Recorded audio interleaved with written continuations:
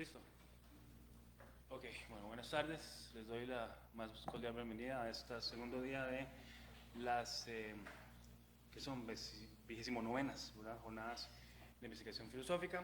Contamos hoy con un agradable bloque espinosista, algo así, con Suyen Guave, Giancarlo Sirias y Sergio Rojas. Les quiero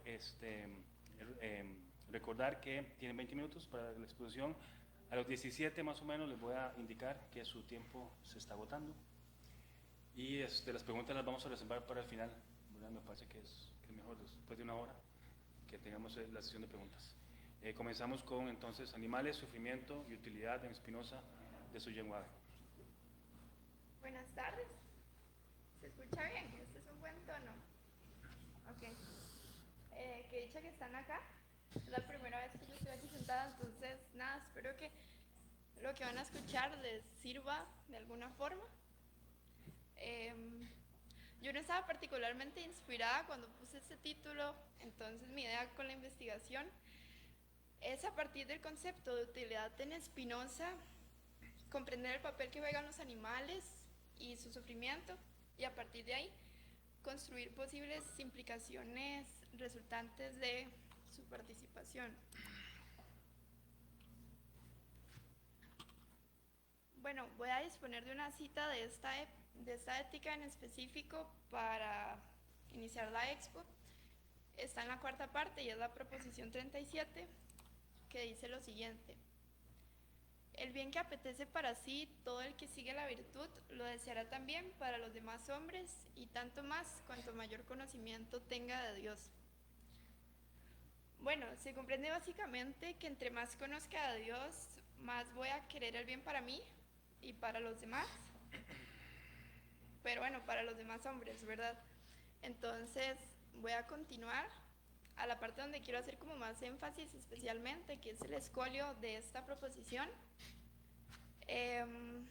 Aquí hago una salvedad, ¿verdad? No quisiera aislarme en el problema mismo de lo que contiene esta cita, sino pensar la contemporaneidad a partir de lo que voy a leer, ya que, aunque esto sea como de 1600 y resto, me parece que la vigencia que tiene en los hoy merece ser la base de esta exposición.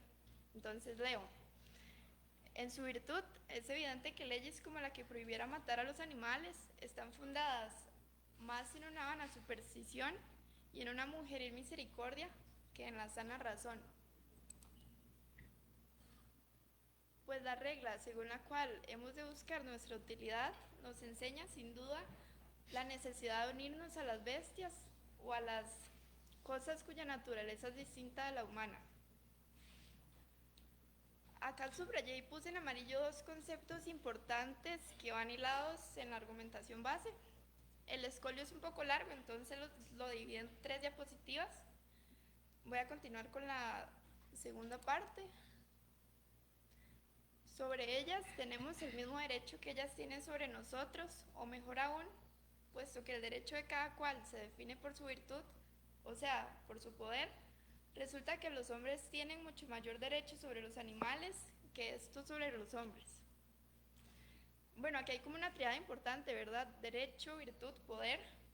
Y me parece curioso ver cómo Spinoza primero afirma la igualdad de derecho entre los hombres y los animales, para inmediatamente desdecirlo y afirmar el poderío humano sobre los animales. Termino la cita. Y no es que niegue que los animales sientan.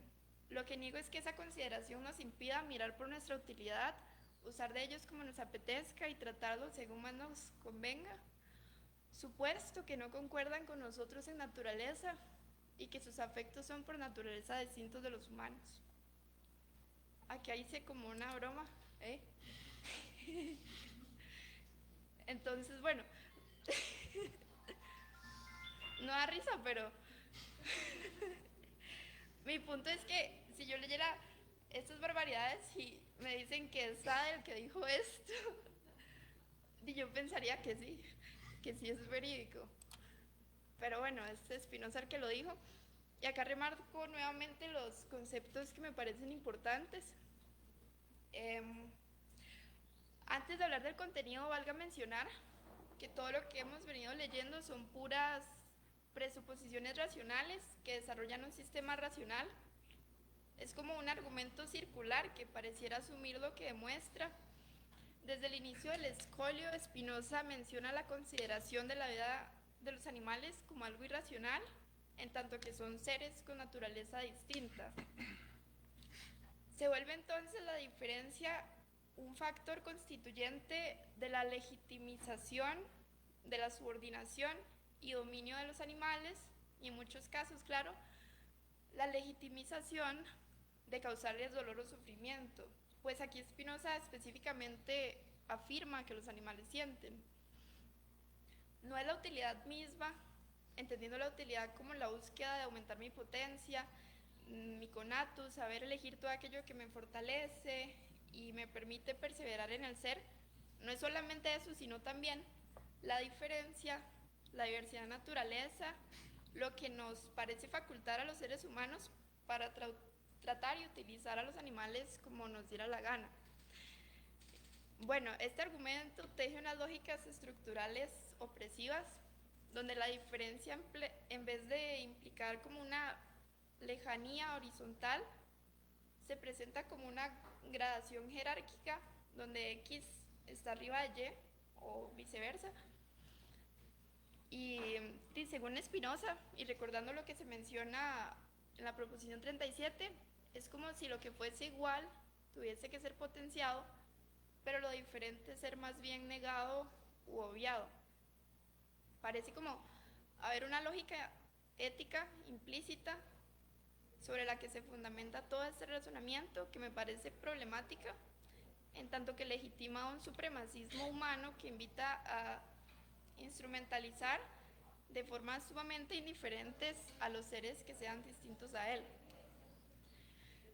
Y bueno, aquí también me parece importante referirme a una mención que hace el profe Juan Diego en uno de sus textos que voy a mencionar más adelante, y es respecto a Humphrey Primack, un teólogo inglés que también defendía a los animales, que estableció que si bien es cierto que hay diferencias entre los animales no humanos y los animales humanos, esas diferencias no pueden cimentar con legitimidad un tratamiento moral distinto o desigual.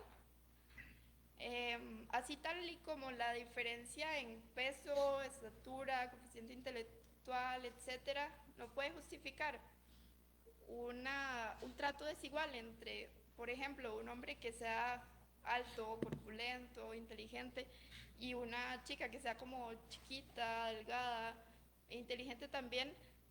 Si ahí no se puede justificar un tratamiento moral desigual, tampoco debería poderse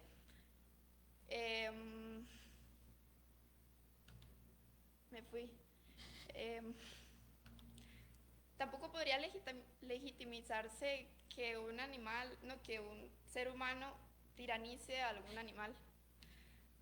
Entonces, bueno, habiendo repasado la tesis de Spinoza, que prácticamente avala el uso indiscriminado de los animales, presento a continuación algo más sensato, que son las 5 libertades animales. Bueno, el Consejo de Bienestar de los Animales de Granja, que esas son las siglas en inglés, habla de estas 5 libertades básicas para los animales. La primera es, en primer lugar, estar libre de hambre, sed y malnutrición, poder tener agua fresca, alimentos que le permitan tener salud y vigor.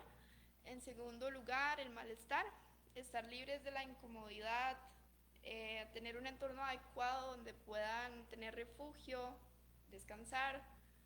En tercer lugar, estar libres del dolor, sufrimiento físico, obviamente en la medida de lo evitable, y en caso contrario, tener el diagnóstico y tratamiento oportuno. Cuarto lugar, poder expresar su comportamiento connatural, esto quiere decir poder tener un espacio para ser animales, tener compañía de otros animales de su misma especie, y por último, estar libres del miedo y la tensión nerviosa, ya sea la angustia o situaciones que puedan perjudicar su integridad psíquica. Entonces, bueno, sin dejar de tener en cuenta las libertades previas, aprovecho para mencionar y además agradecer al profesor Juan Diego Moya Bedoya por su texto que tiene este nombre. No lo voy a leer, pero ustedes pueden leerlo. Que bueno, yo leyendo este texto me percaté que hace como una década se estaba hablando mucho de lo que yo estoy diciendo aquí, pero pienso que no está de más volver a traer estos temas sobre la mesa, entonces por eso estoy aquí repitiendo.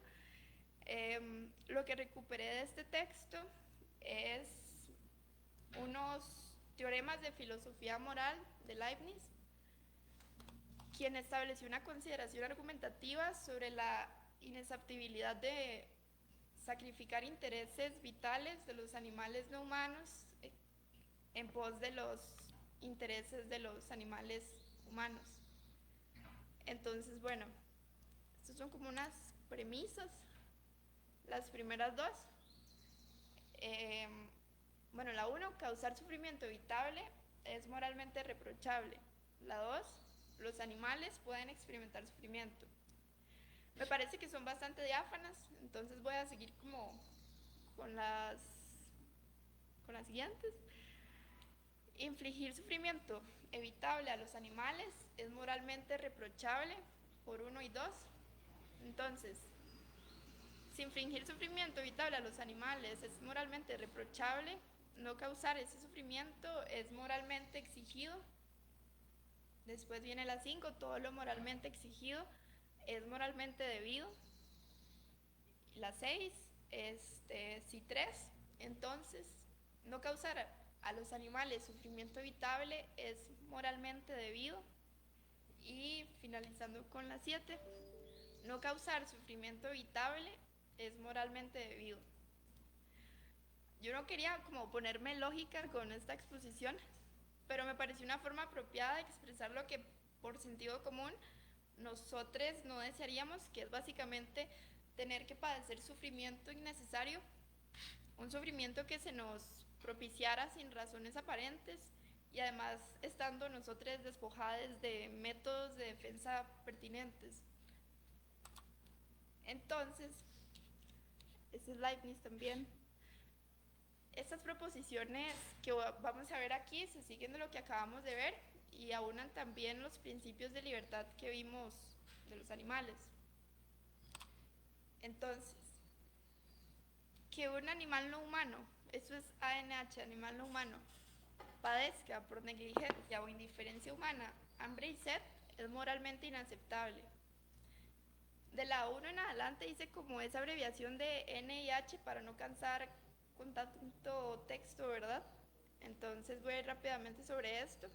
Que un animal padezca por nosotros incomodidades es moralmente inaceptable, que experimente sufrimiento es moralmente inaceptable, que se le quite la posibilidad de expresar sus comportamientos naturales es inaceptable y que sufra temor o estrés es inaceptable. Todo esto se debiera entender desde el radio de lo evitable y donde los seres humanos tenemos la facultad de intervenir en pos de evitar cualquiera de los principios del bienestar animal en caso de que estos mismos se violentaran. Entonces, mi conclusión. Gracias. No, mentira. He terminado. Bueno, con esta exposición no pretendo... Perdón. No pretendo elaborar una crítica devastadora contra el sistema Spinoza para mostrar cuán en desacuerdo estoy con su escolio y su razonamiento, sino simplemente, humildemente, invitarles a fracturar esos espacios irreflexivos en los que parece que nos estamos relacionando con los animales.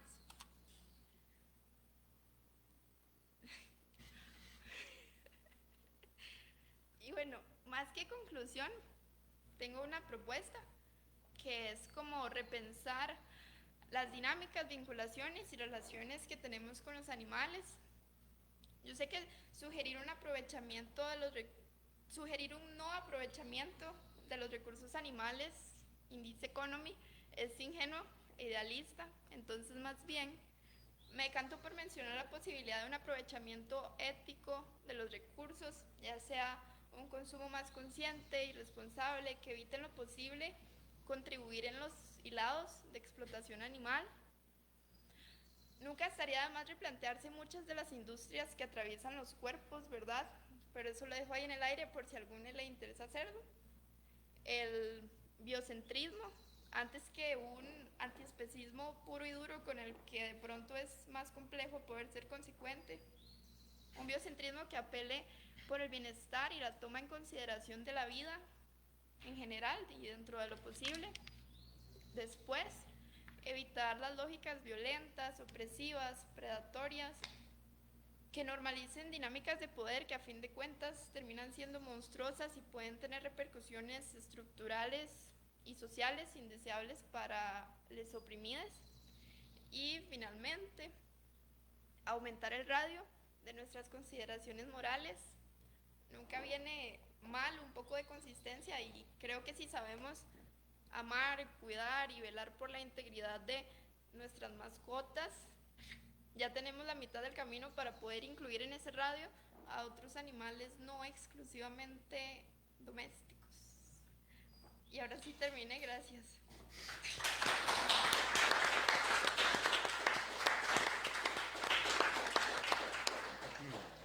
Acto seguido, Giancarlo Sirias va a hablar sobre conocerse a sí mismo, Spinoza, entre la opacidad del cuerpo y la transparencia de la mente. Gracias, Yetro. Buenas tardes, gracias por estar aquí. Y gracias por el recordatorio del título porque lo había escrito precisamente al revés. Entonces la clarificación ayuda. La idea de la ponencia ha sido principalmente tratar de conceptualizar o ver si es posible conceptualizar esa noción de conocimiento de sí, que es muy clásica en la historia de la filosofía, desde las estructuras espinosistas. No se busca en este sentido tanto una propuesta resolutiva que dé por sentada la solución, que resuelva todos los problemas que pueden involucrarse al respecto, sino más bien es una aproximación exploratoria que permite identificar ciertos elementos importantes, ciertas cuestiones que hay que abordar al respecto, ¿verdad? Más una construcción problemática que de respuestas. Entonces, respuestas seguramente van a haber pocas y frustración un poco más. Pero bueno, vale la ponencia porque si no la ponencia me desordeno más de la cuenta y hablo más de la cuenta y nadie quiere eso. Dice, esta ponencia parte como un esfuerzo por clarificar la cuestión del conocimiento de sí al que hace referencia Spinoza en la quinta parte de la Ética. Como bien se sabe, el autor plantea una triada que permite el perfeccionamiento humano, la cual está constituida por el conocimiento adecuado de Dios, el conocimiento adecuado de sí y el conocimiento adecuado de la esencia de las cosas singulares. En lo sucesivo, cuando hable de conocimiento de sí, estaré hablando, por supuesto, de conocimiento adecuado de sí. El conocimiento inadecuado, pues, no nos importa porque sea de todas maneras o es el más típico, digamos, ¿verdad? Entonces, quedan fuera de este contexto. Asimismo, la cuestión en torno al conocimiento de sí no está centrada tanto en qué sea ese conocimiento, sino cómo se alcance ese conocimiento. Ya más adelante, justo inmediatamente después. El que sea ese conocimiento es bastante claro, bastante evidente. Sería el conocimiento coincidente con la idea que existe en Dios al respecto de lo que yo soy. Si yo formo una idea de mí mismo y esa idea coincide con la idea que existe en Dios de lo que yo soy, entonces la idea es adecuada y el conocimiento que tengo es adecuado. Si no, pues no lo es. Dicho así, la cosa es más sencilla. ¿Cómo se puede alcanzar ese conocimiento? ¿Qué pasos hayan que llevar a cabo para alcanzar ese conocimiento y qué problemas se puedan enfrentar en ese proceso?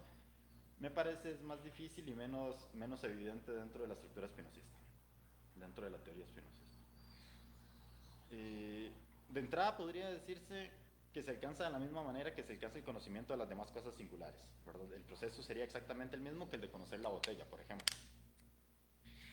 Sin embargo, el conocimiento de sí supone un desdoblamiento de una misma entidad. En efecto, en este caso, el sujeto cognoscente y el objeto conocido serían una y la misma cosa. No hay esta separación, digamos, que yo puedo hacer respecto del objeto conocido, cuando es la botella, que respecto del objeto conocido, cuando el objeto conocido soy yo mismo, ¿no? Aunque me sea más inmediato, más cercano, entre comillas, ontológicamente, no por eso epistemológicamente me es más sencillo o más accesible. Además de lo anterior, hay que señalar que Spinoza está centrado en el conocimiento adecuado de sí mismo, no en el conocimiento de la propia esencia. Y ahí hay una diferenciación significativa. A Spinoza le interesa el conocimiento adecuado de Dios, el conocimiento adecuado de sí mismo o de sí misma, y el conocimiento adecuado de la esencia de las cosas singulares, ¿verdad? Al respecto del ser humano, al respecto del conocimiento de sí, no aparece la noción de la esencia operando. Y esto tiene una explicación relativamente sencilla, y es que Spinoza ya ha declarado en la tercera parte de la ética que el deseo es la esencia misma del ser humano, ¿verdad? Y el deseo es esa esencia con la cual el ser humano se esfuerza por perseverar en el ser, etc. Entonces, es notorio, vamos a ver, es esperable que eliminara esa parte de la esencia de ahí, puesto que ya lo ha dicho. Así pues, si malabareamos un poco la pregunta, el asunto no sería tanto cuál es mi esencia, sino qué soy yo. Cuál es la esencia vendría determinado por cuál es mi deseo, y en tanto que los deseos son variables, la cuestión se podría problematizar. Ahora bien, antes de pasar directamente al contenido de la ponencia, es necesaria una serie de aclaraciones, unas de las cuales serán de índole metodológico, mientras que las otras son más bien de índole conceptual. En el primer caso, habría que señalar que esta ponencia se inscribe en un proyecto más amplio, con todas las carencias y dificultades que esto implica. La idea, vamos a ver, esto es una parte. Hay una investigación, bueno, está iniciando una investigación, que tiene que ver con la relación entre el conocimiento de sí o la conciencia de sí en Spinoza, ¿verdad? Y cómo esto puede ser aplicable dentro de estructuras educativas para o bien el fortalecimiento del pensamiento crítico o la promoción del pensamiento crítico, o bien el fortalecimiento o la promoción de un conocimiento afectivo, digamos, ¿verdad? Una toma de conciencia de los afectos dentro de una estructura específica o controlada que sería el ámbito educativo. Dentro de ese gran proyecto es que se inscribe esta investigación, y en ese sentido, por supuesto, es parcial, tiene un montón de carencias, es parcial, no aborda todo lo que tiene que abordar, otras cosas las aborda más de la cuenta, etc. Además, lo que se persigue principalmente lo que se ha perseguido principalmente ha sido la identificación de una serie de puntos o de lugares de relevancia que deben ponerse de manifiesto para alcanzar los objetivos planteados por aquel proyecto mayor. En este sentido, lo que estoy planteando aquí es oportunidades de discutir las ideas que he recogido con la intención de poder después mejorarlas, solidificarlas para que aparezcan o para que formen parte de esa investigación mayor. De ahí la naturaleza casi aclaratoria y exploratoria de esta ponencia. Se ha tomado como pregunta principal si es posible conceptualizar el conocimiento de sí a partir del sistema teórico espinosista, y además de eso se ha querido determinar, suponiendo que sea posible lo anterior, cómo se llevaría a cabo este proceso. Lo que se persigue con esta investigación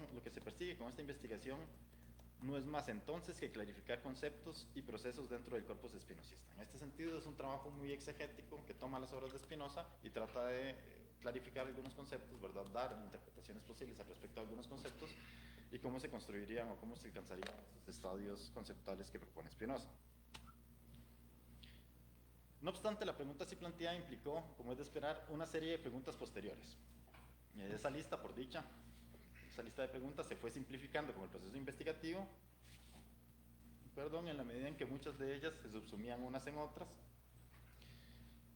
y las que no fue posible relacionarlas o subsumirlas, de esas que quedaron, algunas, las menos, fueron satisfactoriamente resueltas, y la mayor parte más bien, o las más importantes por lo menos, siguen sin encontrar una respuesta satisfactoria al respecto. Por eso les decía que el trabajo es más sombrío y frustrante que propositivo.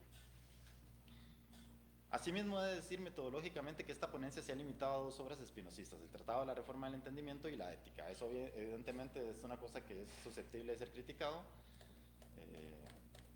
pero parto de que tienen una similitud, una cercanía teórica ambas, ¿verdad? Incluso esta interpretación de que el Tratado de la Reforma era un borrador preliminar de la Ética y cosas por el estilo, pero por supuesto queda una cuestión ahí de incompletitud, porque quedan fuera cuestiones como el Tratado Breve, que siempre queda fuera el Tratado Breve, La correspondencia, y tal vez con menor relevancia o menor pertinencia, habría que ver el tratado político y el tratado teológico político. Bueno, y la gramática de la lengua hebrea, que eso nadie lo lee, entonces normalmente queda fuera. No creo, sin embargo, que por este carácter de incompleto, se pierda absolutamente la validez del análisis conceptual que se está llevando a cabo. Ciertamente, aunque haya otras obras de relevancia, es casi de común acuerdo que estas dos constituyen el corazón o el corpus del corpus espinosista. Y aunque otras personas digan, es que hay otras obras que son muy importantes, que hay que tomarlas en cuenta y que tal y tal, lo cierto del caso es que cuando en sus investigaciones se enfrentan a seleccionar lo que dice el tratado breve o a superponer lo que dice el tratado breve sobre lo que dice la ética, no toman esa decisión, sino que la ética sigue teniendo como un rol preponderante, digamos. Está reconocida ya como la hora máxima principalmente, y lo normal sería, lo esperable sería que en las otras obras no hayan mayores contradicciones al respecto. En cuanto a las aclaraciones conceptuales, es conveniente señalar que, o empezar por los dos conceptos más o menos implícitos que aparecen en el título. Por un lado, la transparencia de la mente, y por el otro lado, la opacidad del cuerpo.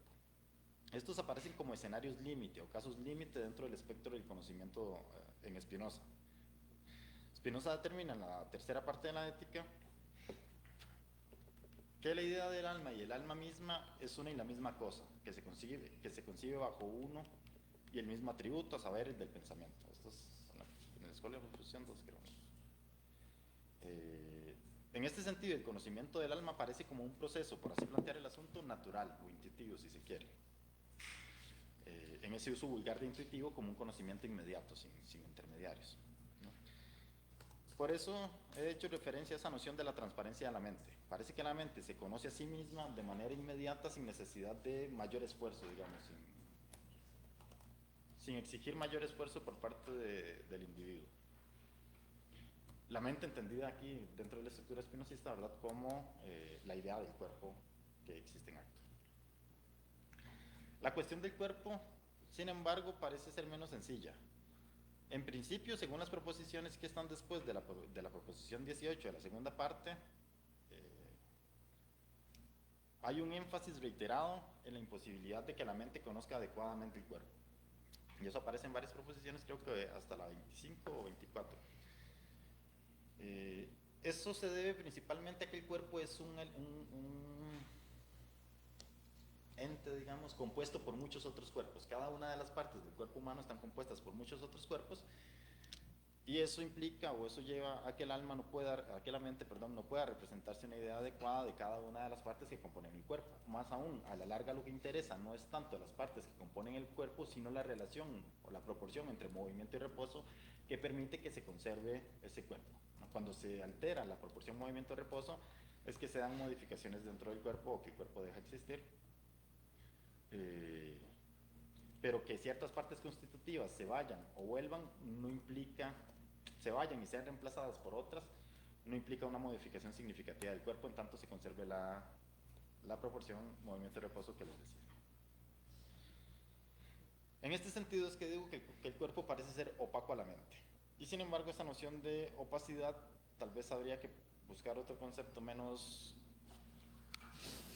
contundente, menos excluyente. Perdón. Porque en realidad no quiere decir que el conocimiento adecuado del cuerpo sea imposible. Lo que quiere decir es nada más que es necesario un esfuerzo diferente para conocer el cuerpo diferente para conocer el cuerpo es necesario llevar a cabo un esfuerzo diferente de lo que sucedía con el alma, que se podía conocer como de forma inmediata. Del cuerpo no hay un conocimiento inmediato en el mismo sentido en el que lo había de la mente. El conocimiento del cuerpo supone un esfuerzo ulterior que consiste en lograr que la mente deje de pensar, y aquí cito, según el orden común de la naturaleza, cierra parcialmente la cita, y empiece a pensar, vuelve la cita, determinada internamente. Esta diferencia entre lo interno y lo externo, la determinación interna y la determinación externa, por medio de las cuales piensa la mente,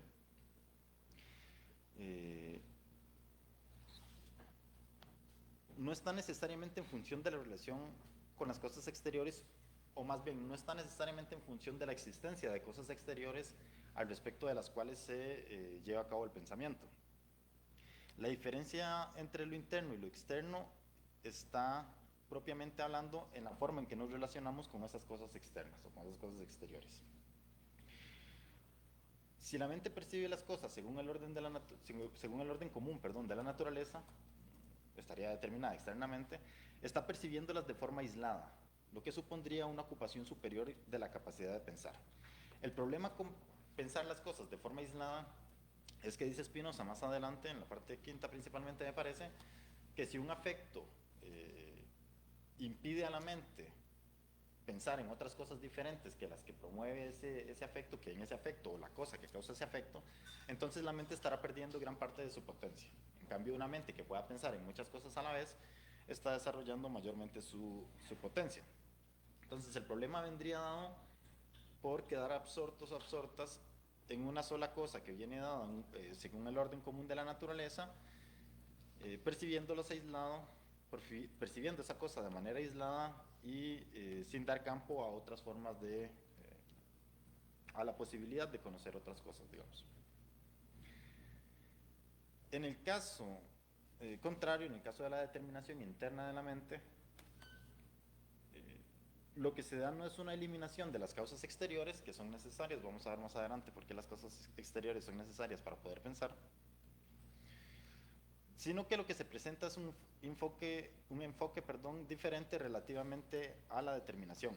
En este caso, la mente tendría que percibir las afecciones de muchas cosas a la vez y ser capaz de determinar sus concordancias, diferencias y oposiciones, dice en el escolio de la proposición 29 de la segunda parte. Es decir, que el conocimiento del cuerpo estaría mediado por el esfuerzo de la mente de pensar o percibir en función de la teoría de lo común. Toda vez que, sostiene Spinoza, aquello que es común al todo y a la parte no puede ser conocido sino adecuadamente. Es con miras a este esfuerzo para el conocimiento del cuerpo que he hecho referencia a la opacidad del cuerpo, aunque quizá habrá sido mejor otro concepto. Es decir, el cambio de dinámica entre la interioridad, la determinación interna y la determinación externa, es que en la determinación externa quedamos absortos o absortas en la cosa que estamos conociendo o percibiendo, mientras que en la determinación interna abrimos la posibilidad a ser afectados o afectadas por muchas más cosas y de esa manera la mente está formándose ideas de muchas más cosas al mismo tiempo, ¿no? Y en principio, según Spinoza, es conveniente que el cuerpo se enfrente a muchas afecciones, a muchas cosas, a muchas experiencias diferentes, para que entonces la mente se pueda formar muchas ideas diferentes al mismo tiempo. Estos conceptos, insisto, operan como criterios límite en la medida en que se pretende sostener que el conocimiento de sí es posible en conformidad con los planteamientos de Spinoza y que además ese proceso se moverá en el espectro construido por la transparencia de la mente por un lado y la opacidad del cuerpo por el otro lado. Es decir, entre esos dos extremos tienen que desempeñarse o desenvolverse el conocimiento de sí. Esto implica sostener evidentemente que el conocimiento de sí no es ni conocimiento del cuerpo ni conocimiento de la mente. Este conocimiento de sí debería ir más allá de estas dos instancias. La respuesta evidente para quienes conozcan la obra de Spinoza sería sostener que el conocimiento de sí es sinónimo del conocimiento de los afectos propios, toda vez que el afecto implica al mismo tiempo la afección del cuerpo y la idea de esa afección. Sin embargo, parece que el caso puede ser más complejo que solo eso. Principalmente porque dentro de las obras consultadas, sobre todo la ética, Dios mío, se plantea una división entre dos conceptos, una separación de conceptos. Por un lado, el conocimiento de sí y por el otro lado, la conciencia de sí. Spinoza habla principalmente de la conciencia de sí en las últimas partes de la ética y para hacer referencia a algo como tener conocimiento de que eso está ahí, ¿no? Entonces, el deseo es apetito con conciencia de que se tiene ese deseo, sabiendo que está ahí ese deseo.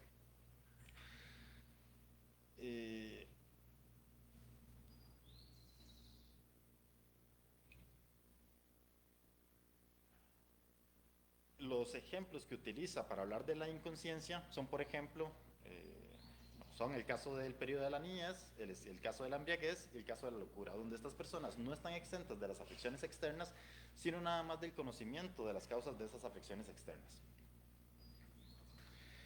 De esas afecciones que vienen por causas externas. En este sentido, parece que la conciencia de sí sería una forma de conocimiento del qué, ¿verdad? ¿Cuáles son los elementos que están causando ese estado?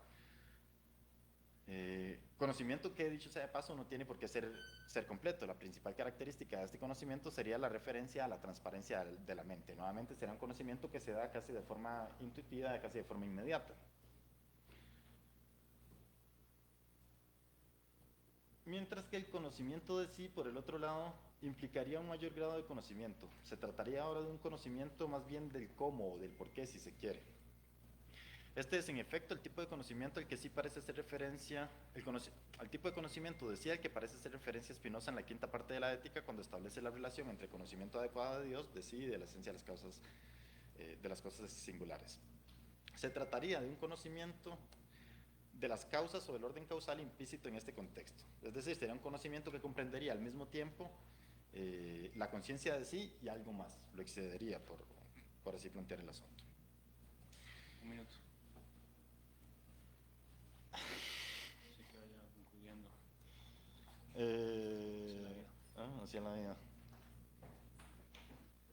La problemática que se da principalmente en función del conocimiento de sí es que Spinoza propone algunos mecanismos en la quinta parte para superar los afectos, para que la mente pueda superar los afectos, ¿verdad? Controlar los afectos de alguna manera, dentro de los cuales están principalmente uno que llamamos el mecanismo de separación de los afectos, que consiste en separar el afecto de la causa, para así aislar la causa, dejarla abandonada, evitar las fluctuaciones de ánimo que de ello viene, y después de eso parece ser una constante práctica de escenarios posibles en los cuales yo me enfrentaría a esas situaciones para actuar en conformidad con la mejor regla posible.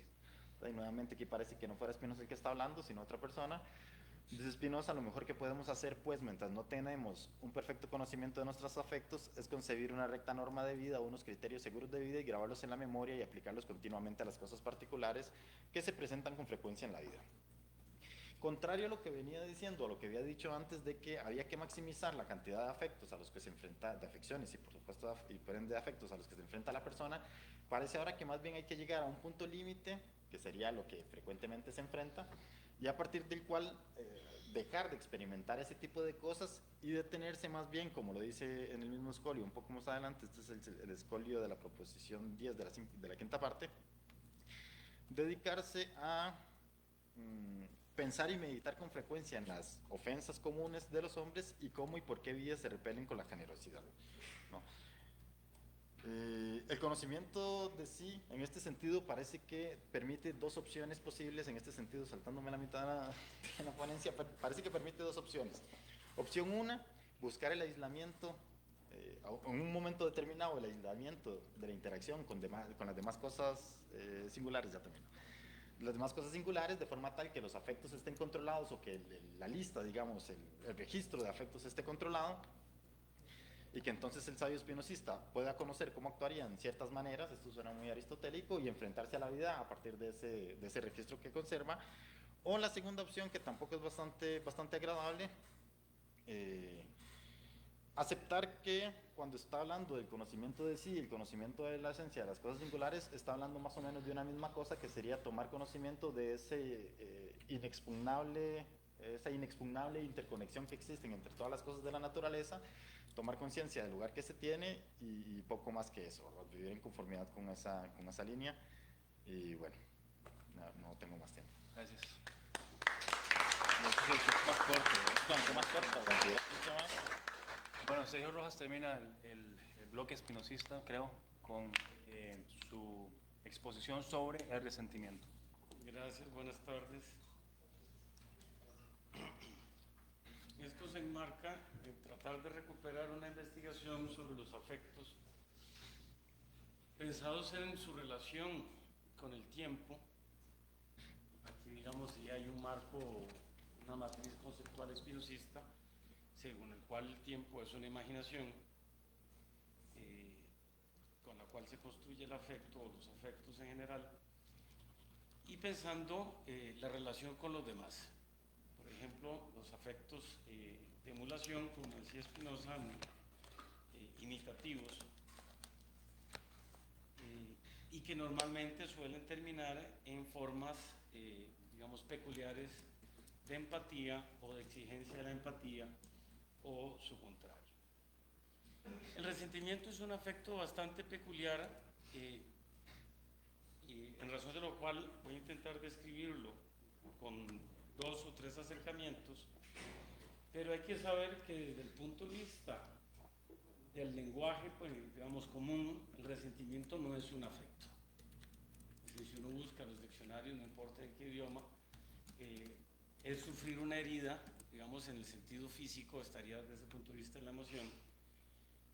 Como dice Max Scheler, el que le da un estatuto filosófico, que sigue sin aparecer en los diccionarios cotidianos, es Nietzsche precisamente, además con un giro muy peculiar, porque el resentimiento procede del francés, donde tampoco tiene esa carga históricamente, para darle un sentido específico en alemán y regresar, si se quiere, de nuevo al francés y a las otras lenguas, digamos, latinas, por razón de lo cual tiene un giro bastante peculiar, pero simplemente por esa selección que hace Nietzsche, en lugar de elegir términos como maldad o malicia, ¿verdad? O daño a otro, muy genéricos y que están asociados, luego lo veremos, a un conjunto de afectos bastante peculiares, que podríamos decir un campo léxico del odio o de la tristeza, para seguir con la matriz spinoziana, dentro de la afectividad. Dicha matriz, dicho sea de paso, curiosamente la comparten de maneras muy diferentes Spinoza y Nietzsche, en el sentido de que tristeza se entiende como un descenso, un tránsito a una menor potencia. ¿Esto qué significa? Que el individuo se encuentra en una situación de menor capacidad para enfrentar las cosas, es efectivamente ha menguado su energía para enfrentar las cosas, tanto desde el punto de vista de una capacidad material, entre comillas, como de una capacidad intelectual, que desde el punto de vista de Spinoza eso no se distingue materialmente. Uno no puede, digamos, actuar bien en ignorancia. Sería un accidente, filosóficamente no lo llamaríamos así, ¿verdad? A lo mejor el viejo Sócrates tenía razón cuando decía aquellas tonteras de, ¿verdad? Uno no hace mal a sabiendas. Pero bueno, al margen de eso, sí me importa recalcar la idea de que los afectos de tristeza son una disminución de potencia, ya sean imaginarios, ya sean reales, mientras que habría un campo a la par de afectos de alegría que consistirían, pues, precisamente en lo contrario, un aumento de potencia. Y consecuentemente se explica de la misma manera, pero en oposición y contradicción a los afectos, a las pasiones muy conocidas como las pasiones tristes. Muy bien, ¿en qué consistiría, digamos, este resentimiento o este afecto tan peculiar que procedería de este campo de afectos del odio? Scheler, en su texto sobre el resentimiento en el campo de la moral, pues trata de reinterpretar a Nietzsche, digamos, reubicarlo, darle un contexto. Luego tiene unos pasajes en donde lo que importa es salvar el cristianismo de la interpretación nietzscheana, ¿verdad? Porque Nietzsche dice, bueno, los más resentidos son los cristianos y el cristianismo es, ¿verdad?, la mayor expresión del nihilismo en la modernidad y en Occidente, ¿verdad? Pero Scheler seguro es muy devoto y consecuentemente, pues, hay que salvar de alguna manera el asunto. Antes de llegar a estos sentimientos, a este campo, a esta red, si se quiere, de afectos, por lo cual el resentimiento es un afecto complejo, podemos empezar por señalar que no solo Nietzsche introduce el término, o más exactamente el concepto a finales del siglo XIX, describiendo en principio un fenómeno muy diferente a como ha sido descrito anteriormente. Es Sí, porque aquí uno podría decir, bueno, el fenómeno siempre ha existido, además Nietzsche esto lo retrotrae de alguna manera al cristianismo y en la genealogía de la moral, a la discusión sobre cómo emerge la conciencia de rebaño, ¿verdad? Y la mala conciencia, uno esperaría que por lo menos hubiese habido alguien que se le ocurriera tal cosa.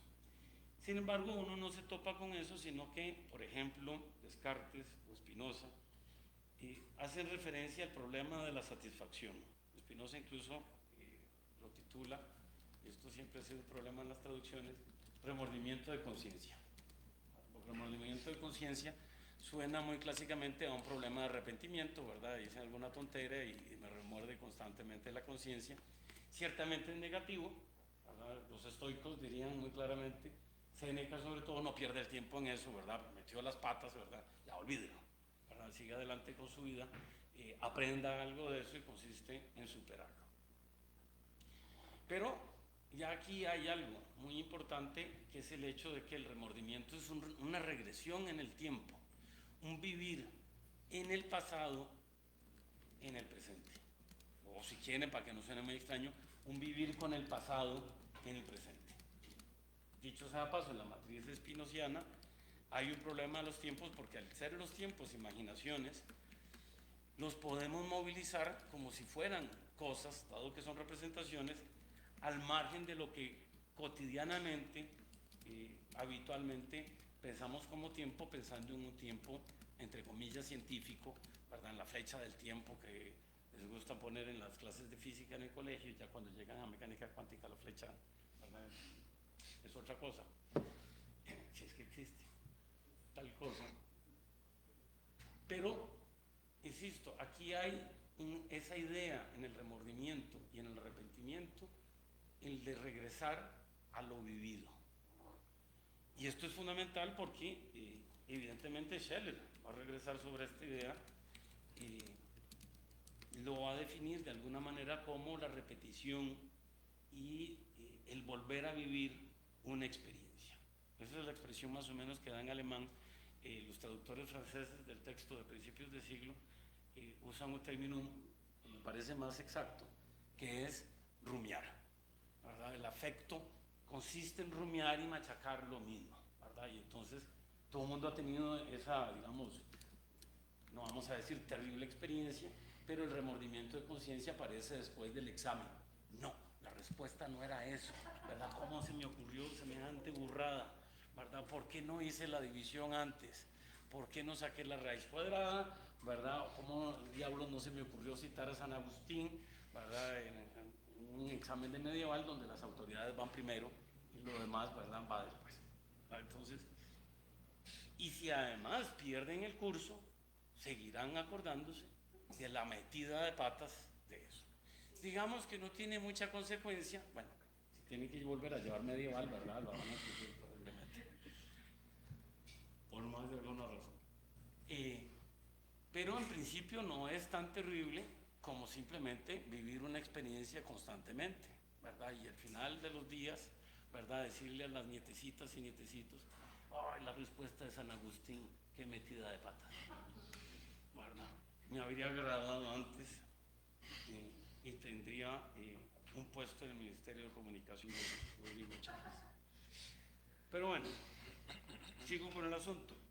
Spinoza no solo habla del arrepentimiento en su lugar, sino que el remordimiento de conciencia no está definido exactamente como un arrepentimiento, sino más bien como una tristeza, nuevamente una disminución de potencia, eso no vamos a abandonar, acompañada de la idea de una cosa pasada, esto es inevitable, es decir, son afectos que literalmente arrastramos cosas, sean la relación con una persona, las representaciones de esa persona, las representaciones de un acontecimiento pasado, ¿verdad? Como en el examen, ¿verdad? Además cargo la culpa porque la persona que estaba al lado copió la respuesta, entonces fuimos dos idiotas que terminamos repitiendo el examen, ¿verdad?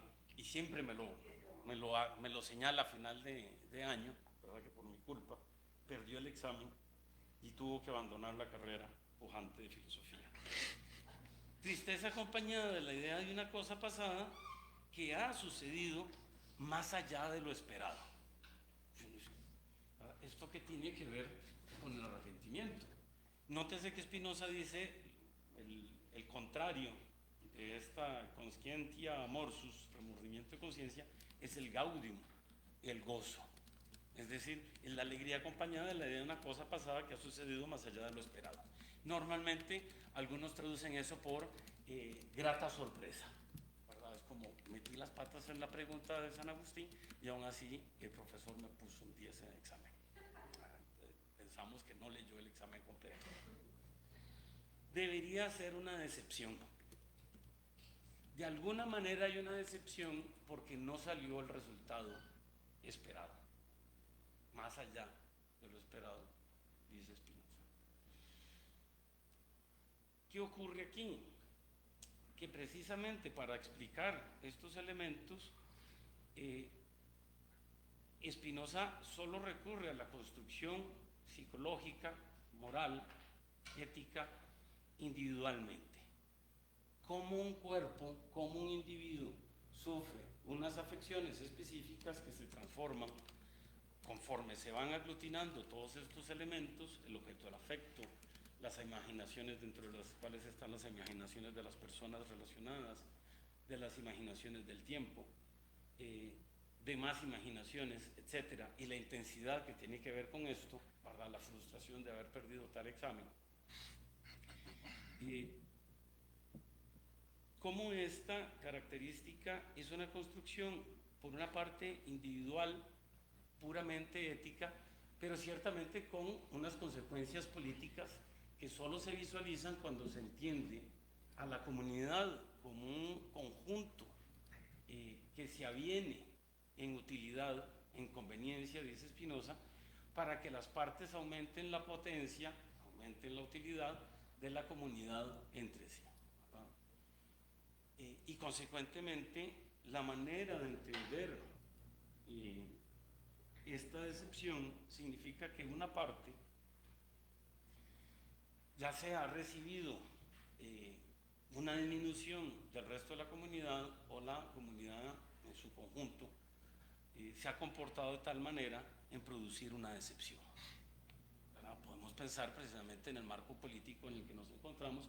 Hay gente, aparentemente el 57%, que no viven esa decepción, pero ya veremos que viven otra decepción, mientras que los otros pobres, 43%, pues vivimos en la decepción de que todavía faltan 2 años y medio, con la vana ilusión de que la cosa vaya a mejorar, ¿verdad?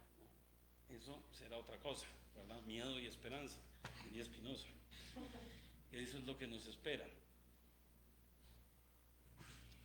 Además, siguiendo en esta construcción o reconstrucción del afecto, Nietzsche hablaba del ojo envenenado en el resentimiento, que tiene que ver con el elemento que recupera Scheller de autoenvenenamiento o autointoxicación, lo que, insisto, la traducción francesa, que no indica el texto, por cierto, quien traduce el texto, habla de rumiar. El resentimiento se alimenta a sí mismo. Y precisamente por esa incapacidad de dejar ir, de olvidar de alguna manera, de superar, de perdonar, nótese que esto tiene que ver con lo que había expuesto hace 15 días, sobre el problema de la Constitución, del perdón y del olvido, que tiene que ver con cómo se alimentan negativamente afectos y se vive tristemente la constitución subjetiva de cada uno. Y además, precisamente en esa retroalimentación, no solo se constituye el sujeto, la subjetividad de cada cual, sino que constantemente reinterpreta, reconoce, aquí con re-conoce, cada evento, cada representación, como el cumplimiento del patrón que realimenta ese afecto y de las mismas características de las similitudes, casi como si fueran propiedades transitivas de una representación una con otra, buscando por una parte reconocer una mismidad una reducción a lo idéntico en las representaciones, y esto uno lo puede ver en las discusiones tan interesantes que se leen en Costa Rica hoy, El Mundo.cr y El País y otras, ¿verdad? Son los diálogos platónicos más fascinantes de la época contemporánea, en donde la gente se dedica a reducirlo todo exactamente a lo mismo, ¿verdad? Y hay una discusión sobre la ética, la legalidad de las actuaciones del Banco Central, ¿verdad? La necesidad de que haya una comisión de diputados, podría haber muchas más cosas, y diputadas para discutir la actuación del Banco Central, y el comentario es: vagos diputadas y diputados, ¿verdad? No tienen mejor cosa que hacer, ¿verdad? Luego se les ocurre además que van a hacer un proyecto para reelegirse, siempre con ese sentido del kairos, de la oportunidad, muy bien ocasionada. Pero la idea es que reconduce a la reducción, una reducción que va hacia lo mismo, y que en eso los eventos que reproducen o producen, que dan origen al resentimiento, que nótese que en ese sentido no es simplemente un afecto, sino que parece una red, es una estructura, una especie de matriz, acrecientan la intensidad de los afectos. Y por supuesto, por la repetición, normalmente el resentimiento va a aparecer, y es aquí donde voy a remitirme a este conjunto de afectos, a la ira, al odio. Scheller da esta lista, casi como si fuera una lista de procedimientos: el sentimiento de venganza y el impulso de venganza. Es curioso, usa el término de impulso, no de deseo o de desideratum de venganza. Hay una inclinación a la venganza más que un deseo, una propensión estructural, se podría decir, aunque Scheller no ahonda más en esto. Fleury, una francesa que acaba de escribir hace poco un texto precisamente sobre el resentimiento, retoma el análisis de Scheller en este sentido. Un sentimiento, decía, de venganza, un impulso de venganza, odio, maldad, envidia, ojeriza y perfidia. Y que según la estructura de esto, dice Scheller, pasamos del solo sentimiento de venganza por todos estos estadios acumulados hasta el impulso de venganza, el cual produce inevitablemente el resentimiento. Y entonces, la decepción tiene que ver con un estado incompleto de realización del individuo. No voy a poder terminar con todo esto, pero casi.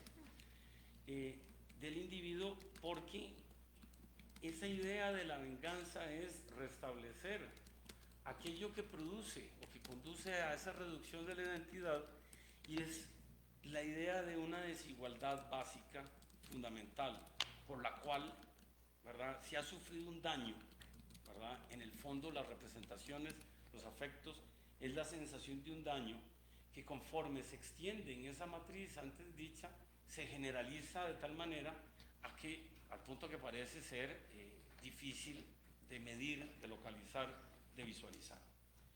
Pero ese daño tiene que ver, por una parte, con el hecho de que, y sobre todo, y esto lo dice nuevamente Scheller y Fleury, con la representación de un problema de desigualdad-igualdad, y que en un sistema democrático se acrecienta porque tenemos la idea, dice Scheller, de que tenemos derecho a compararnos con cualquiera, y aquí lo estoy citando a él, pero fácticamente, de hecho, no puede compararse, y no puede en ese sentido ocupar la misma posición que el otro.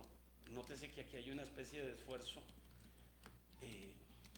es una especie de contradicción, yo lo llamo en antiosema, de esfuerzo empático antipático, porque es tratar de localizarse en la posición del otro, ocupar la posición del otro, eventualmente desplazando al otro, contra el otro. No me voy a alargar más entonces, y nada más quiero llegar al final de los elementos. Si antes había una recursión o un recurso al problema de la temporalidad, de la construcción temporal de algo que yo alimento, que me constituye subjetivamente, más aún, me identifica. Es curioso ver que Nietzsche produce eso, pero pensando en una sustitución de clase, simplemente como la sustitución que ha producido la historia política. Normalmente no con la transformación de regímenes, sino fundamentalmente la sustitución de una clase política por otra, ¿verdad? Casi como decía Pareto, ¿verdad? La historia política es el cementerio de las aristocracias, no de las élites.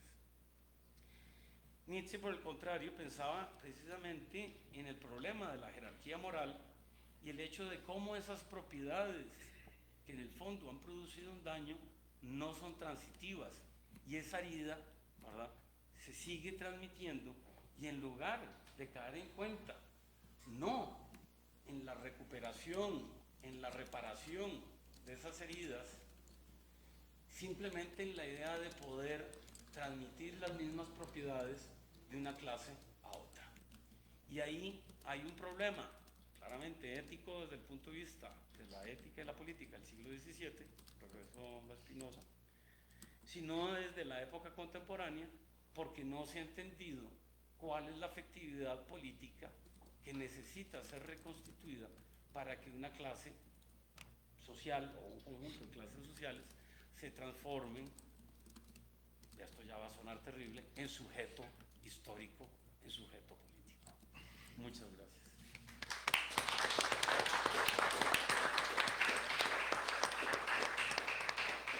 Tendremos ahora un periodo entonces para preguntas, comentarios sobre las ponencias. Pablo. Bueno, yo quisiera hacer una pregunta para Giancarlos. Particularmente, me genera como bastante miedo esta cosa de que pueda haber una disimetría tan grande para decir, digamos, que el conocimiento del cuerpo sea menos sencilla. Entonces, formulo la pregunta, ¿no? ¿Cuál tipo de conocimiento estamos hablando? O sea, porque pareciera ser que esa distinción está formulada desde el primer género, pero sí, estamos hablando de algo mucho más profundo que es el conocimiento de sí. Y bueno, eso por un lado, ¿no? ¿Cómo jugar con todas estas interrelaciones, variaciones, sustituciones que puede haber entre los tres tipos de conocimiento? Y en segundo lugar, ¿verdad? Bueno, vos dijiste que es una cuestión altamente problemática, es cierto, pero habida cuenta, digamos, de que todo cuerpo, mediante una afección, se le corresponde una idea, ¿en qué sentido, digamos, sería como más claro el conocimiento del alma? Si el alma, digamos, es la que se encarga de articular todas estas ideas, que en sí son ideas de afecciones que en teoría deberían estar efectivamente confusas. No sé si me pudieras también como esclarecer. Sí, en cuanto a lo primero, a eso de la opacidad del cuerpo, evidentemente desde el inicio que queda planteada la idea de que se va a hablar de conocimiento adecuado, se deja de lado la posibilidad de conocimiento imaginativo, que no permite conocimiento adecuado, sino solo los otros dos géneros de conocimiento. La dificultad que está implícita en ese conocimiento del cuerpo es una dificultad. Vamos a ver, lo que hay implícito en ese conocimiento del cuerpo es un esfuerzo más allá de lo intuitivo, digamos, más allá de lo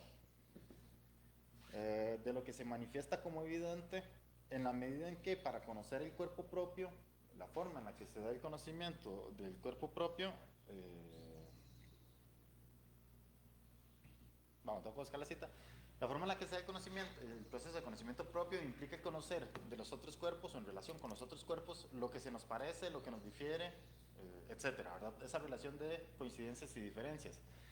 Es ese sentido de un conocimiento que exige un paso más allá del conocimiento que se da que tiene la mente de sí misma, ¿no? Porque en ese escolio me parece que es de la tercera parte, pero si no recuerdo de la segunda parte, si no recuerdo la segunda proposición, donde habla de la idea de la idea y de la idea de la idea y de la idea de la idea de la idea, ¿verdad? Nos parece aquello de que quien conoce sabe que sabe y sabe que sabe que sabe, etcétera, ¿verdad?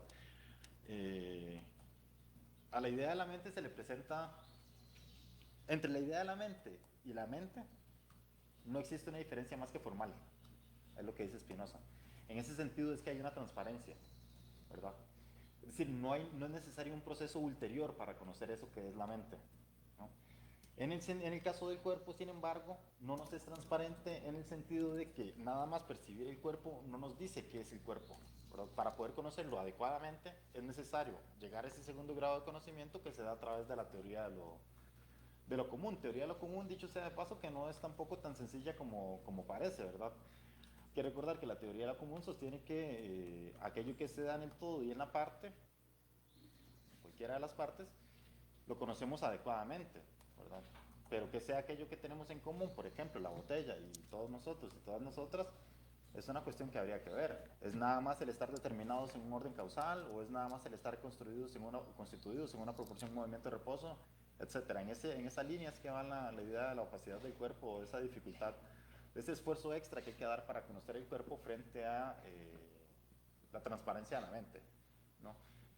Creo que concordante con Spinoza cuando sostiene que comúnmente no se ha dicho o no se ha logrado resolver o nadie hasta entonces ha planteado qué es lo que puede el cuerpo por sí mismo, ¿verdad? Las operaciones de la mente parecen ser más... es que lo que se me da por decir es intuitiva, pero no en sentido espinosista, sino en ese sentido más vulgar del conocimiento inmediato, sin intermediarios y demás. El conocimiento del cuerpo, en cambio, no tiene esa característica, ¿no? La mente se forma una idea del cuerpo, pero esa idea no es necesariamente adecuada, no está conociendo adecuadamente el cuerpo por medio de esa idea. ¿Alguien más?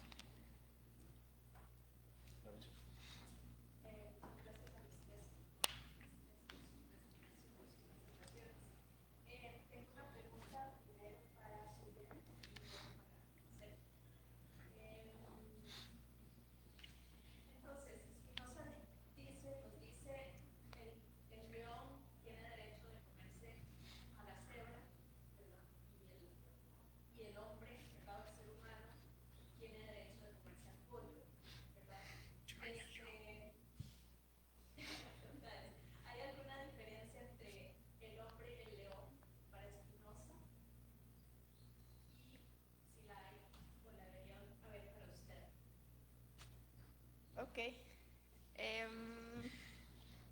Voy a procesar, voy. O bueno, si quieren, por mientras le hago la presentación. Bueno, no, es una pregunta sobre el final de presentación, donde concluís diciendo que no se ha entendido la actividad requerida para constituir un sujeto político. Creo que es lo que dijiste. Una pregunta un poco tonta es, ¿quién no ha entendido? Ya como no se ha entendido la actividad requerida, o sea, ¿de quién estás hablando? De todos, y además, ¿cuál es la actividad requerida para constituir un sujeto político? O es tu tesis de que en este momento no hay sujeto político. Yo ya puedo ir respondiendo mientras yo proceso. Bueno, según lo que dice Spinoza, pues entre animales sí hay cierta igualdad, en tanto que tienen la misma naturaleza. La diferencia radica esencialmente entre la naturaleza humana y la naturaleza no humana, o sea, el animal. Pero como decía, no es una diferencia como horizontal, sino vertical, donde nosotros estamos por encima. Entonces, aunque no es lo mismo un león y ¿cuál era el otro animal? Y una cebra, sí, o sea, tienen características diferentes que ponen ventaja, depende de las circunstancias, ¿verdad? Al león. Están en el mismo lugar como en tanto que entes, por decirlo de alguna forma. Y que un ser humano se coma un pollo, y creo que es igual, tiene el mismo lugar el ser humano que el león en el caso previo, en tanto que su ventaja con él. No sé si eso responde a la pregunta, porque no sabría qué más agregar. Entonces, digamos, el león tiene derecho de comerse al hombre.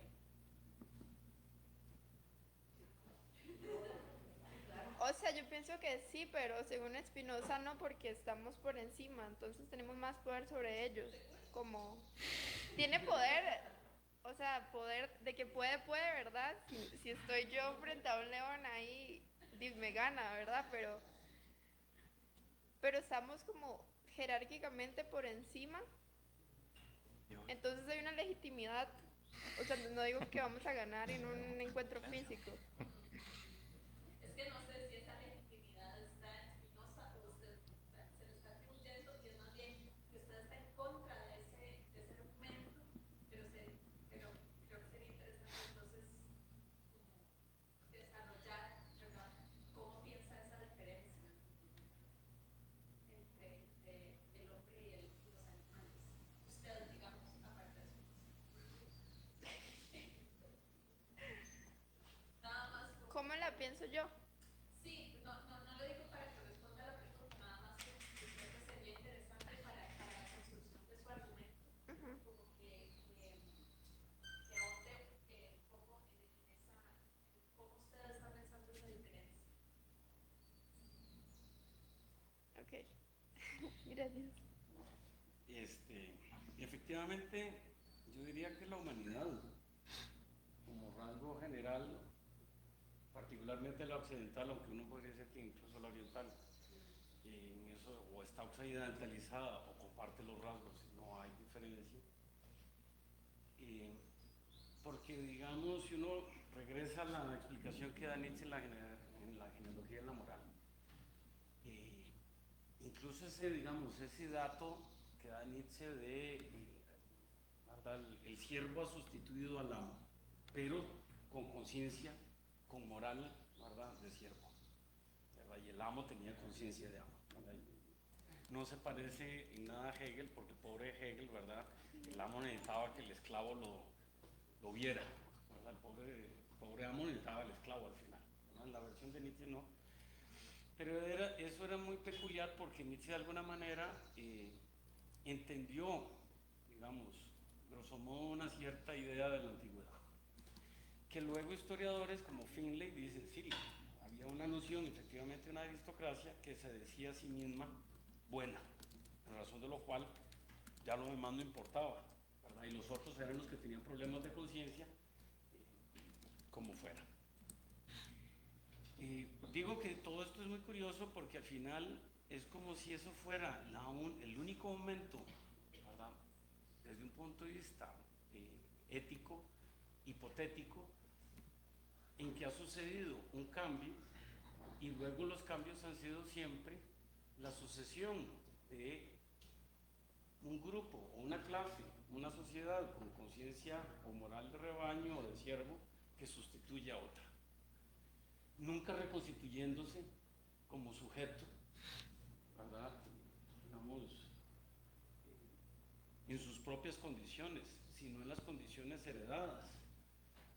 Casi como quien llega a habitar un sitio y dice, bueno, heredamos los muebles, hay que sentarse conforme los muebles que están ahí, pero no tenemos el cuerpo de los muebles que están ahí, ¿verdad? Están acoginados de tal manera para otros cuerpos. Insistimos de alguna manera en sustituir esa figura, es decir, pasar de un grupo que sustituye a otro, como si la operación por sí sola resolviera el problema de constitución subjetiva. Por eso digo, no lo entendemos. Ahí el problema, o no lo hemos entendido, el problema no es simplemente adquirir el poder, ocupar el lugar del otro, porque además es muy peculiar. Ocupar el lugar del otro es uno de los tantos significados de la empatía. Está Husserl, que está incluso en algún momento Heidegger piensa en ese concepto de esa manera. En fin, mucha gente que piensa la noción de empatía siempre pasan por la idea de ocupar el lugar del otro, ponerse el zapato de otro. Pero es una incomodidad porque uno dice, ¿cómo hacía esta gente para hacer esto? ¿Verdad? Es casi como esas representaciones, literalmente revolucionarias, de revueltas y más, ¿verdad? Dice, bueno, tienen un objeto, no sabemos para qué sirve, pero vamos a echarle agua y lo vamos a tomar ahí, lo que sea que haya que tomar. ¿Verdad? Como reproducir unas prácticas sin saber en qué consisten las prácticas. Entonces el sujeto está efectivamente definido de otra manera y en lugar de redefinirse, dice, no, vamos a ocupar el mismo sitio, pero nos sentimos incómodos, ¿verdad? Políticamente, por ejemplo, ya coyunturalmente, ¿qué es lo que uno ve en el país? Hay una parte de la población que está feliz porque están los revolucionarios, ¿verdad? La plebe o no sé qué, ha tomado el poder, ¿verdad? Y entonces, no importa lo que hagan, es genial, ¿verdad? Porque ese es el mecanismo, es genial, ¿verdad? El presidente dijo que iba a hacer esto, ¿verdad? Es lo mismo que estaba haciendo el gobierno anterior y es el mismo plan, pero es genial. Y la gente no se da cuenta. Todo es genial. No importa lo que pase, ¿verdad? Si antes alguien defendía el gobierno, esta es como una transmutación muy graciosa, ¿verdad? Antes esos mismos periódicos, la prensa canalla, ¿verdad? Hablaba del gobierno PAC, ¿verdad? Ahora ya no es gobierno porque ese partido ni siquiera tiene un nombre que se pueda decir, ya ni siquiera se sabe cuál es el partido, ¿verdad? Y los que defendían el gobierno, ¿verdad? Al margen de si estaba bien o mal el gobierno, eran PAC lovers, ¿verdad? Los de ahora, ¿verdad? Son unos chimados, los que están defendiendo a los que atacan el gobierno son los chimados. Entonces es muy curioso, porque la constitución subjetiva no se ha visto transformada. Obviamente con la ministra de Educación que tenemos no vamos a ver transformación alguna en los próximos años, de nada, por lo menos para bien ninguno. Entonces lo que pienso es eso, y en el fondo hay una estructura similar que pasa por la cuestión de la empatía, que es ocupar ese puesto, funcionar como el otro, pero es eso que en un momento Heidegger dice, uno no puede ponerse en el lugar del otro, uno no sabe qué significa, ¿verdad? El lugar del otro. Por mucho esfuerzo y representación uno se está inventando un montón de cosas, ¿verdad? Entonces esa definición de empatía es magnífica, sirve para pensar mucho y hacer muchos experimentos mentales, pero tiene un conjunto de problemas terribles y políticamente, digamos, es interesante por eso. ¿Más claro o peor?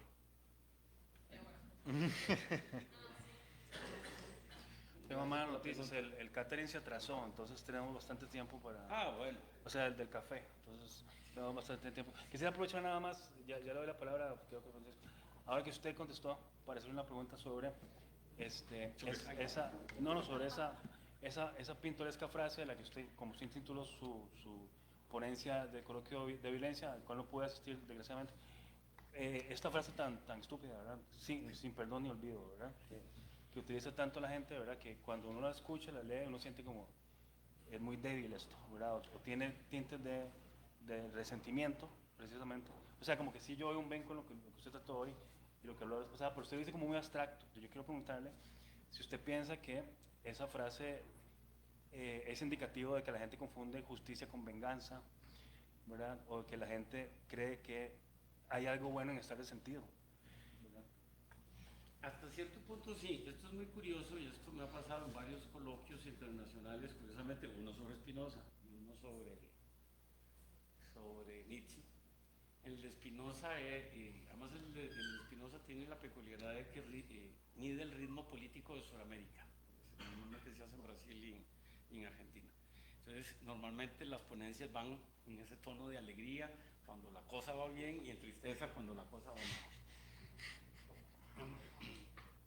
Spinoza, por ejemplo, habla de la indignación y la indignación es un afecto triste que no mueve a nada. Obviamente no es la versión, digamos, que uno esperaría de izquierda, habría que discutir si Spinoza es de izquierda en el siglo XVII, cuál es la expectativa de eso. Y Chantal Jacquet hizo una exposición, ¿verdad? ¿Por qué? Precisamente por ser una pasión triste, es un afecto negativo y hay que evitarlo, lo cual produjo indignación en parte de la auditoría, ¿verdad? Porque hay que estar indignados. Acuérdense que hubo el movimiento de indignados, ¿verdad? Y hay que indignarse. Uno entiende en qué sentido la indignación, ¿verdad?, supone un requerimiento de justicia, de reparación. El problema es que parece que en lugar de reconstituir otra cosa, se queda en la parálisis, es decir, la descripción, a mí me parece que es muy atinada la descripción que hace Spinoza, hay una parálisis del individuo, es como la admiración. Spinoza en esto está como al margen de la tradición, la filosofía, Platón y Aristóteles felices, ¿verdad? ¿Verdad? La admiración es lo que hace que hagamos filosofía. Y Spinoza dice, no, la admiración es estar ahí embobado viendo una piedra en el horizonte, ¿verdad? Decir, ese es el ajeno. Una representación de Platón. Es una parálisis, no es reconstitutiva, ¿verdad? Entonces, y claro, esto es muy jodido porque uno, efectivamente, cuando pasan cosas negativas, y el cuerpo, ¿verdad?, se pone a rumiar. Usted hace que esta cosa aquí, ¿verdad? Y el otro, y la gente es así, ¿verdad? Y es el gesto, ¿verdad? Es el cuerpo que se manifiesta, está rumiando, está tragándose lo mismo de siempre. Pero la transformación en justicia, la transformación política implica cambiar, curiosamente, de afecto, no quedarse en eso. Es decir, porque no es que la indignación moviliza, no. Usted a lo mejor llegará a tener otro efecto, pero no por la indignación, sino porque pasó por otras situaciones. Y entonces ahí hay un problema teórico, un problema conceptual sobre la teoría de los efectos, y que efectivamente, de verdad, ahí se produce parálisis. Lo mismo pasó en ese coloquio, congreso sobre Nietzsche. Al final se dijo, para mi asombro, hay resentimientos buenos. Pero yo lo leí en el mismo sentido de la indignación tiene un momento, un lugar, es bueno. Es bueno, pero Nietzsche, yo no sé si hubiera dicho eso, es decir, si se lo piensa está bien, ¿verdad? No calza con la teoría, no sé si efectivamente es lo que se representa. Porque en qué sentido está rumiando la misma cosa es bueno. Es decir, todo el mundo ha sufrido del estómago en algún momento. Y le dice, no, siga con eso en la tripa, va a salir algo bueno al final. Yo eso no lo pienso, ¿verdad? Yo digo, no, yo voy a dejar de rumiar, voy a cambiar de comida, voy a ver qué diablos hago, pero no lo mismo. Y ese es el problema, ¿verdad? Y además es eso mismo que trata de reducir, ¿verdad? Y ahí hay un problema porque uno pensaría, bueno, y entre el no perdón y el no olvido está el reclamo de justicia, que es totalmente válido y totalmente legítimo. Pero hay un momento que tendrá que haber perdón. Olvido no, pero perdón. Y recuperar las cosas. ¿Verdad? No hay que dejar la memoria política, colectiva, histórica, precisamente porque sirve para reconstituir el tejido, ¿verdad? Pero no para rumiar. Bueno, por lo menos en toda esta lectura. Ok, Francisco, ¿vos tenías algo?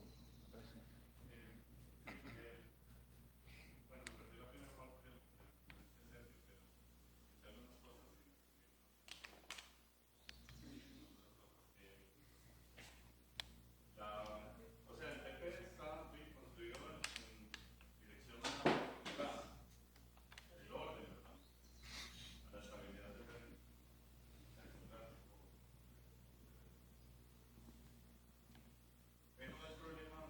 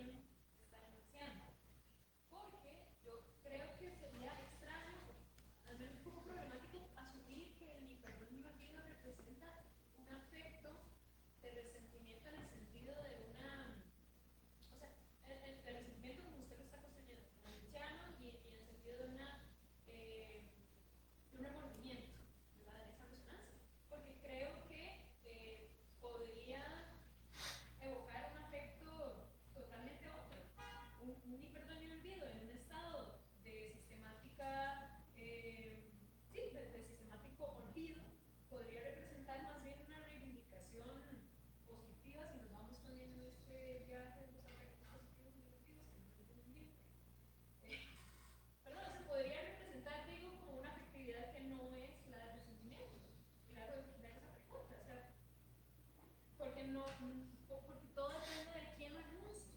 Y además, ¿en qué contexto se está enunciando? O sea, si el tiempo de nuevo es algo que se puede traer, se puede imaginar, se puede movilizar desde Spinoza, y pues ese mi perdón me olvido, yo no veo ahí la necesaria resonancia con un efecto de resentimiento en el sentido de remordimiento. Sí. El problema, insisto, es en la reconstitución. Si uno ve incluso la ley de la memoria histórica en España, es muy curioso como dispositivo. Bueno, obviamente los franquistas, digo, los PP y compañía, no les gusta, porque obviamente ellos siguen pensando que nunca hubo un golpe de Estado ni una guerra ilegítima. Pero es muy extraño el mecanismo que se elabora como disposición. El problema de cómo se ha enunciado consiste en que las enunciaciones son múltiples. Uno podría decir, no necesariamente, pero es que el que ya ha olvidado ya no lo enuncia. Ese es un punto. Esto es lo que recuerda Loó, ¿verdad? En La ciudad dividida. El mandato ateniense de olvídese usted ya de todos estos rollos, ¿verdad? Y nadie recuerde ni piense en los rollos de la guerra civil del 403, es literalmente eso, ¿verdad? Con la dificultad de que uno dice, bueno, uno se olvida, tiene dos problemas. Cuando a uno le dan la orden, ¿verdad? Como decía Bakov y de compañía, ¿verdad? Y dice, no piense en el elefante, pues uno piensa en el elefante, ¿verdad? Primer problema.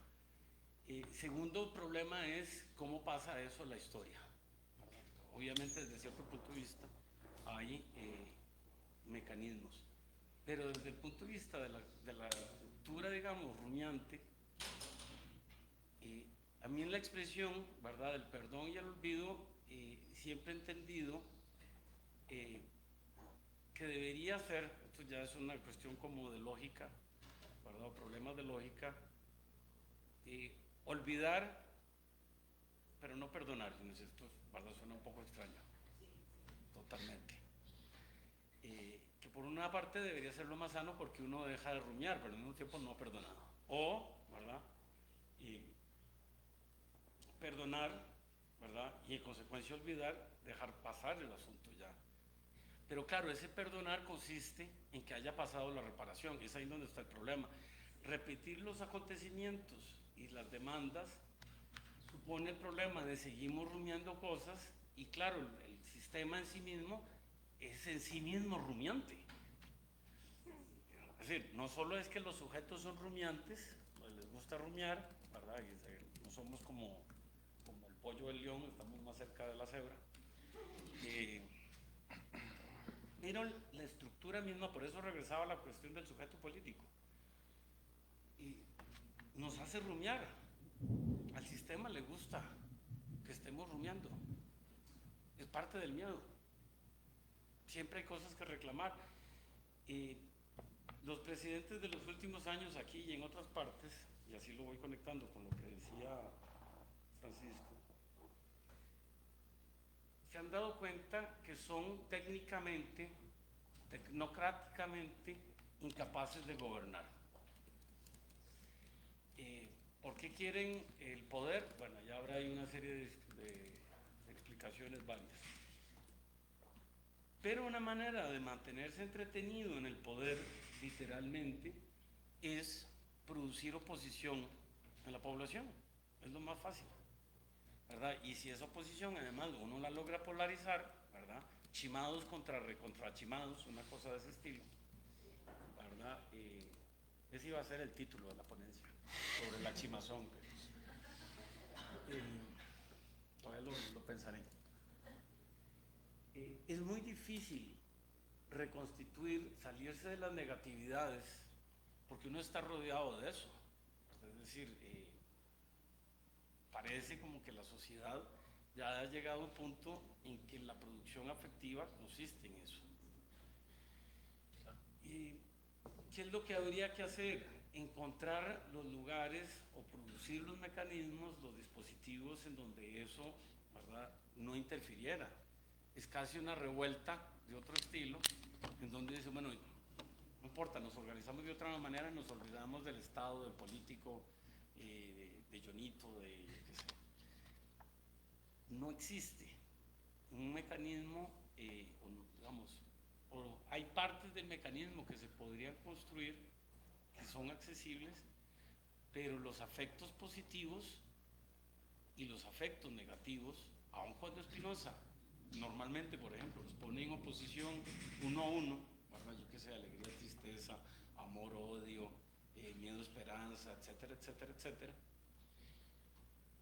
no son simétricos, curiosamente. Hay unos afectos, por ejemplo, de odio que no existen. Uno debería, a partir de esos afectos, digamos, de la parte positiva, del que el odio no existe, reconstituir las cosas. Pero es cierto que, regresando al carácter rumiante, dado que eso es una matriz, es una estructura, es un patrón, es más fácil reproducir eso que producir el otro efecto.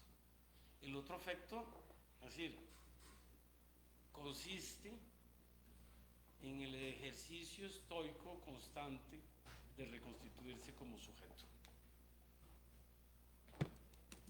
Ser estoico es una cosa terrible. Es decir, al final de la carrera, al que le dicen estoico le dan un premio, una cosa así, un bonus en el diploma. Pero yo creo que la cuestión va por ahí. Ya llegó el catering, entonces voy a permitir una pregunta más, ¿sabes? Y luego podemos discutir en el café, si quieres, de Laurencio. No, para hacer eco con lo que decía Ana María, estaba pensando que si el lema fuera, o sea, ni perdón ni olvido, pero a veces que está dentro de este movimiento, el estrés repetitivo de los viajes, etc. Pero si el lema fuera amnesia y absolución, también estaríamos en ese, o sea, también estaríamos en ese. Bueno, es que a mí no me gustan los lemas. Pero estaríamos también en ese mismo movimiento circular, ¿verdad? Entonces, Bueno, por eso, digamos, es llamativo el análisis que hace luego el, ¿verdad?, no recordar, pero que es un mandato, como quien dice, está en la ley y luego no hay que estarle recordando a la gente el mandato. Y obviamente esto supone efectivamente un ejercicio de olvido y no tanto el mandato. El problema es cuando uno piensa, desdichadamente, hay que pasar por ahí, cuando la política tiene que pasar por la ley, por una legalidad, que es una manera de establecer un lema, un eslogan exactamente de algún tipo.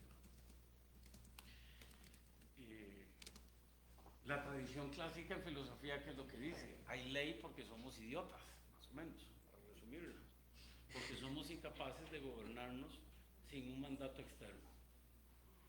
Y en la tradición ética, ¿qué es lo que supone precisamente afectivamente? Que uno tiene que reconstituirse afectivamente al margen, afuera, sin consideración de la ley. Esa es la respuesta. Ahora me dice, bueno, pero no es muy fácil, ¿no? Ya lo decía Kant, ya lo decía. Pero el asunto va por ahí, es decir, entre el problema de la heteronomía y la autonomía, es el hecho de tener que discutir con aparatos políticos. No ser uno el aparato político. No ser además un aparato. Los aparatos son expresión de potencia. Pero secuestrados. Son la expresión, y eventualmente yo diría, de la impotencia, de la frustración, que es otro concepto que iba a tocar, que aparece constantemente. No solamente, pero es una de las cuestiones. Es decir, todo quien viva en Costa Rica lo sabe, para cuando llega a la administración pública, uno está pensando en cuál es la fórmula adecuada para que la persona que está del otro lado de la ventanilla responda, digamos, digamos amistosamente, yo no digo generosamente, ¿verdad? ¿Sería usted tan amable, ¿verdad? Por la gracia de Dios y de los ángeles y no sé qué, porque uno sabe que ya hay un no, ¿verdad? O eso en otra ventanilla siempre. Eso está ahí. Diablos, por hablar de Dios y los... ¿Qué le está provocando? Vamos a hablar con café. Bueno, gracias. Ya lo que provoca.